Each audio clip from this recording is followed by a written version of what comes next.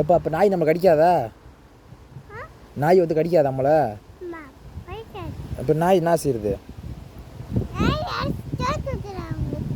அடிச்சு துரத்தி விட்டலாமா? அப்பா கடிச்சு போடும்பா. ஆ எங்கே இருக்குது தாய் தெரியுமா? எங்கே இருக்குது? இந்த வந்து வீட்டுக்குள்ளே இருக்கும். வாப்பா அம்மாட்ட போகலாம். அம்மா பாவம் இல்லையாப்பா? அம்மா பாவம் இல்லையா? அம்மா கடிக்கட்டுமா? எதுக்குப்பா?